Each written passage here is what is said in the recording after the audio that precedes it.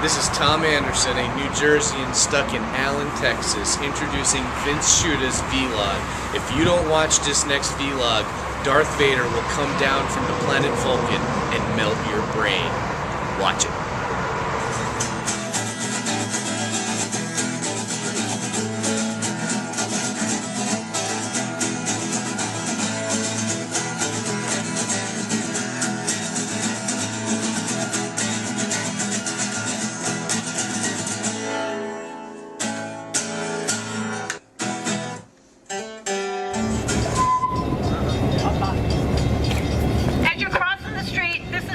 Many firehouses in Olyphant. We have 5,200 people.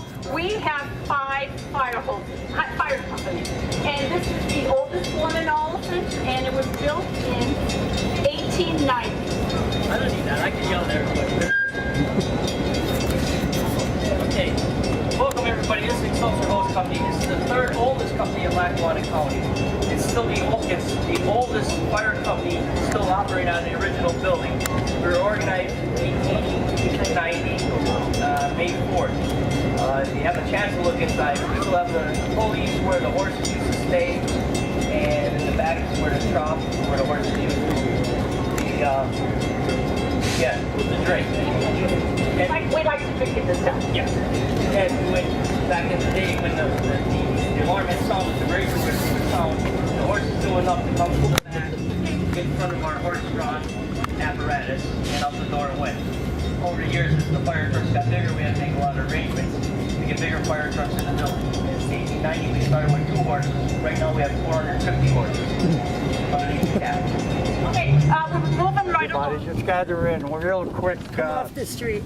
Yeah, get off the street. Real quick synopsis here of our monument, which is up about 7 years now. It's really not finished because we're still having a few funds coming in. This is going to be finished off with some lights and some landscaping done here. But the real thing here is this monument. It was done, sculptured by a fella in Blakely here, we're going up to the church, up to St. Cyril's momentarily, and this fella was a member of St. Cyril's Church, and he made a couple of monuments, did the various things of his father and mother and his family. He had 4 priests in his family, and he became a homemade sculptor, and he donated the sculpture to us. It was only 12 inches high, and by the marvelous works of a computer, it was built in Princeton, New Jersey, bronze. Took us about 2 years to get it made in Princeton, New Jersey, and it was trucked up here by a friend who donated his truck and his time from Princeton and put it up on the levee here. The Corps of Engineers from Washington was gracious enough to let us put it on this levee. And you have with us here books that are on sale for $15, and Jay Luke is a part of our committee here, and he wrote the history of the monument and the town of Olyphant. So if for any reason it's worth your while to purchase one of these books and tell you everything you want to know about the monument and Olyphant. And I won't waste too much time, but this fella here who sculptured this monument, his mother used to come down here. And it was only fitting that we accepted this monument because her husband was killed in the mine. And the sculpture here, we say was a replica of her husband that her son made, a small little one, and they were gracious enough to give it to us. This is the results of that. And I'd like to introduce to you right now Jay Luke. If anyone wants to purchase that book, Jay is the author of this book. He's a very talented author, and he wrote everything you'd want to know. My name is Gene, I was chairman, and thank you for joining the tour. Hello everyone, thank you very much for coming here. Yeah, we'll just make this quick. We basically got together to make this statue and the book after a friend and I were in Marywood College photography class, and we wanted to take some photos of some buildings and mining remnants that were still around. And basically before we got our cameras ready, the buildings were all kind of knocked down. So we figured it would be appropriate to kind of give the future generation something to remember, since a lot of the street names and, you know, I detailed it in the book sort of, where a lot of the names in the streets and certain buildings carry on names of, you know, coal mining people and certain people that were important to the area. So we felt it was important for future generations to remember the past. You know, they always say if you don't learn from the past, you're doomed to repeat mistakes from it. So yeah, we really thank you guys for coming on the tour and visiting our town and taking time to see what we have to offer, I guess, you know. So we hope you enjoy your day. If anybody wants any books, I'll sign them here for you. They're only 15. Thank you.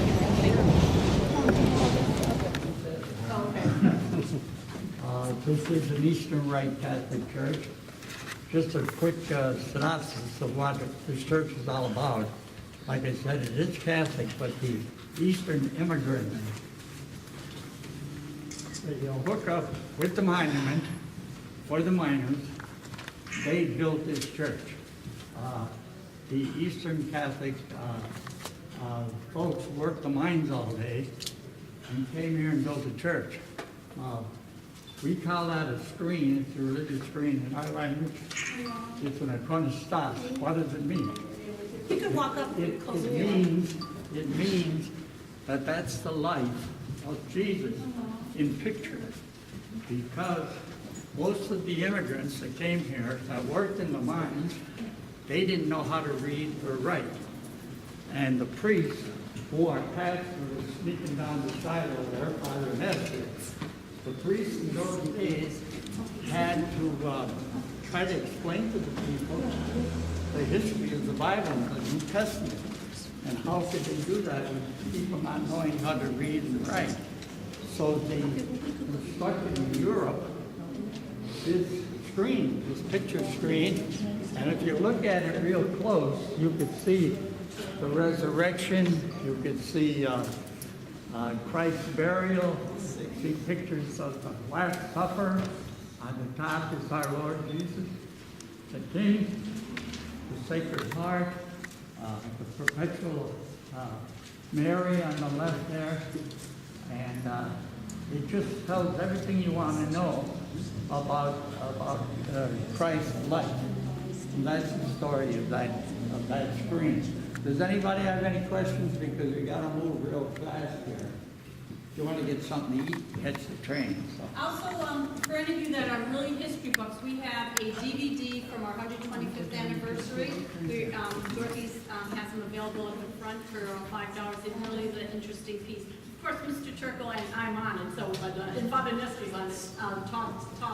So it's really a good history of the church for 25 years. We have a table right here in the center aisle. If anyone would like to go out and venerate the church, they can do so at this time. You can go up and sing it. That's a blessing to kiss the, what we call a little table or a little altar. You could feel if you're Catholic and would like to do that, feel free to do that now because we're going to be leaving.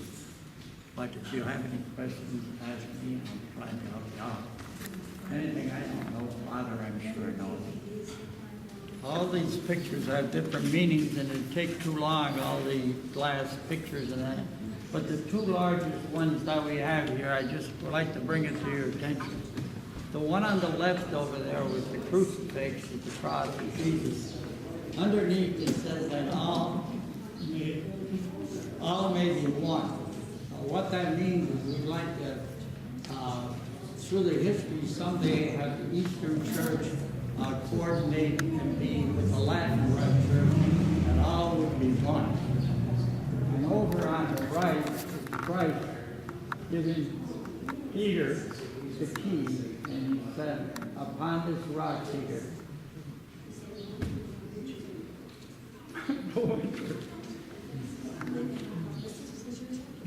any questions?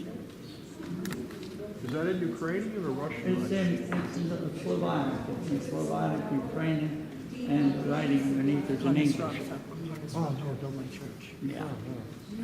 That's why it's underneath in English, so you'd understand. just what it means. Father, do you have anything to say? Anybody have any questions?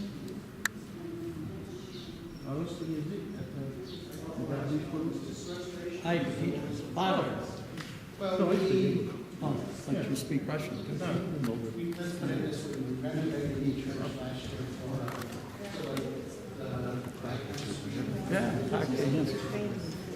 No, he speaks a lot.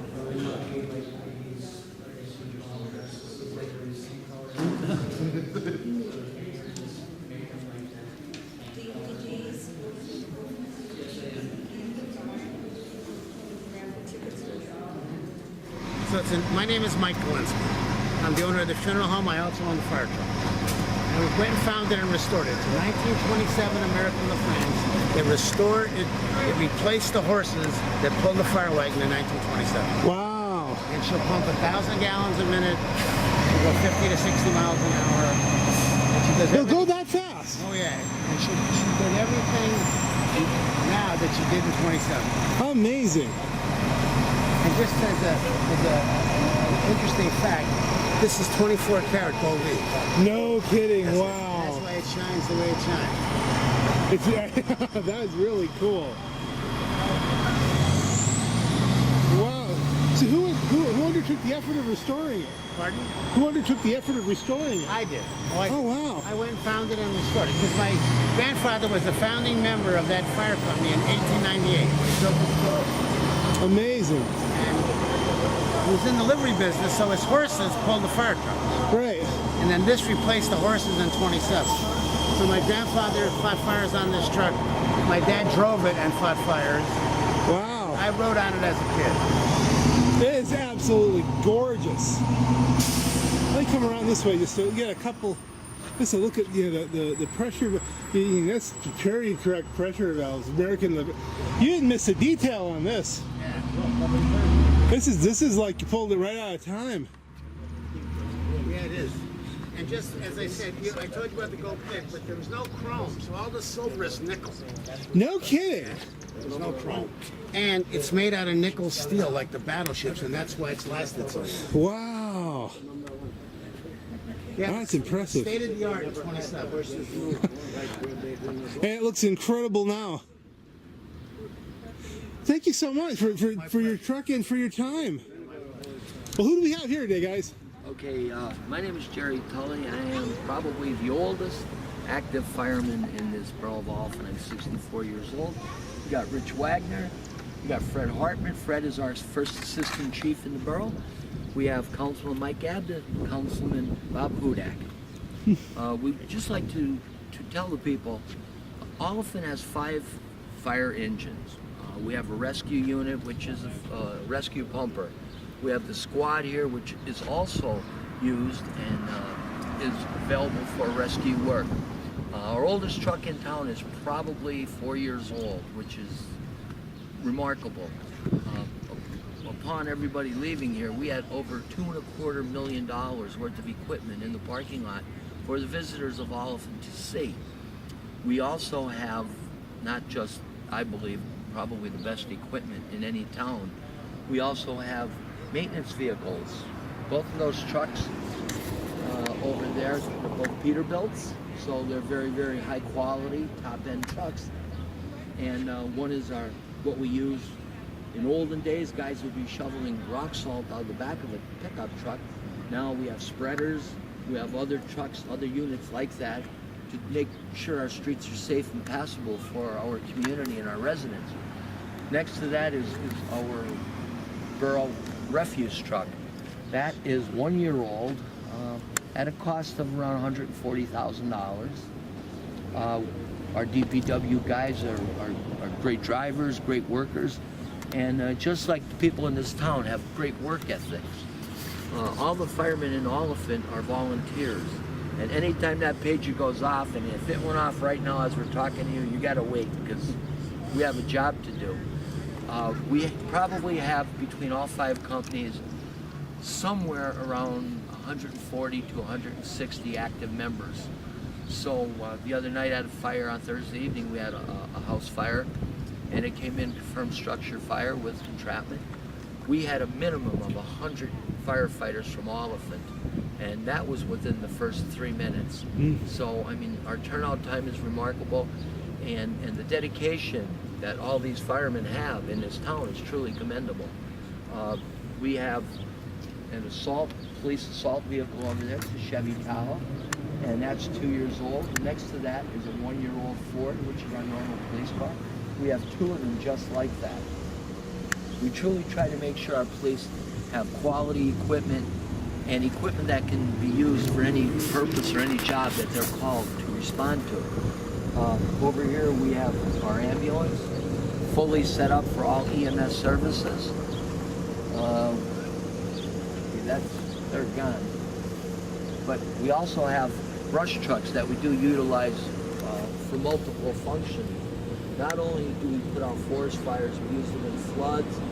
We've actually used them on structure fires.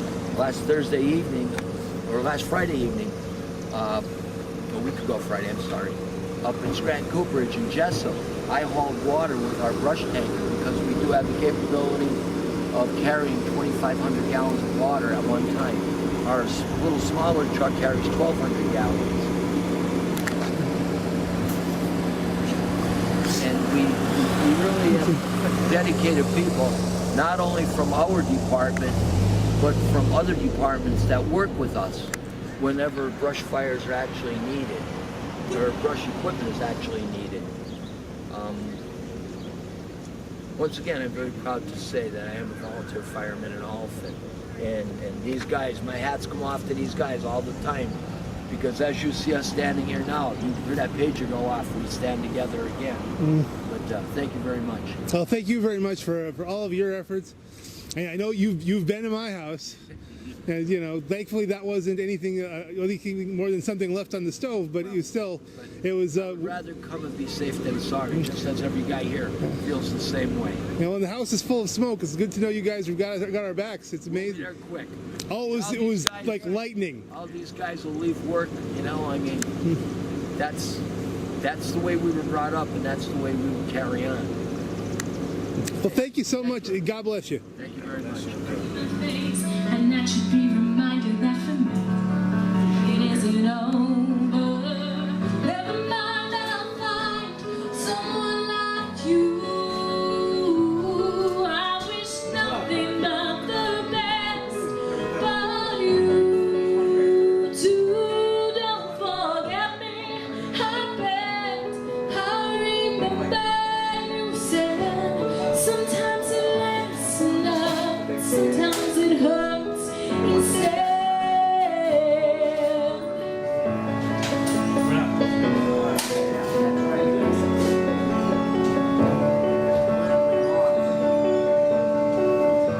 You know how the time flies on me.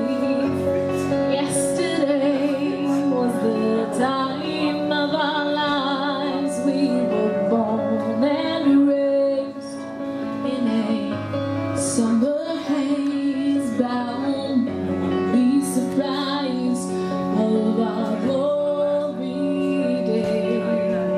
Hate to turn up out of the blue uninvited, but I couldn't stay away. I couldn't fight it. I had hoped you'd see my face, and that you'd be reminded that for me it isn't over.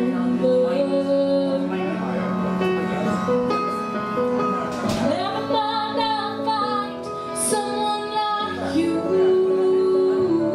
I wish nothing but the best for you too. Don't forget me. I bet I remember you said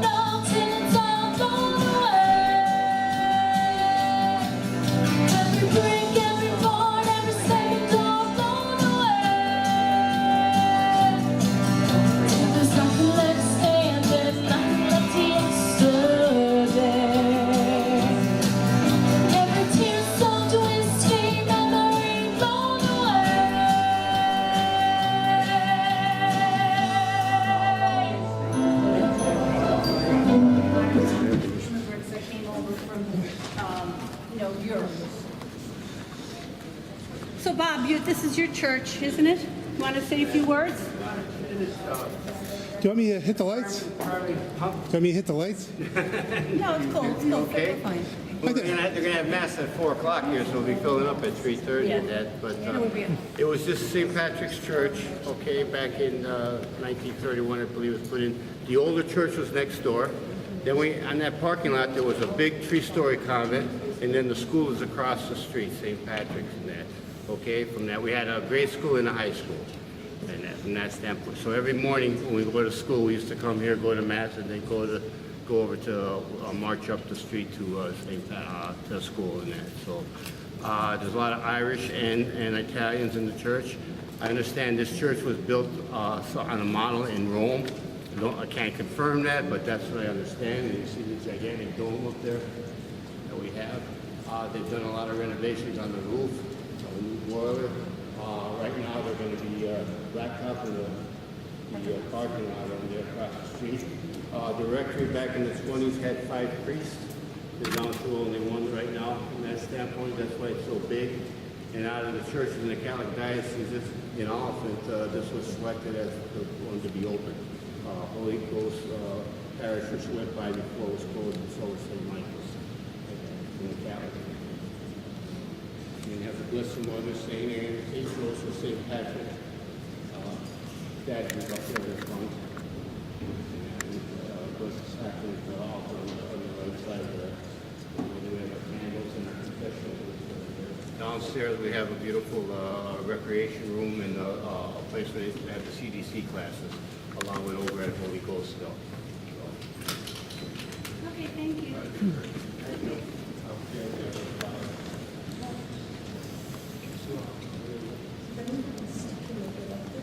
Yes.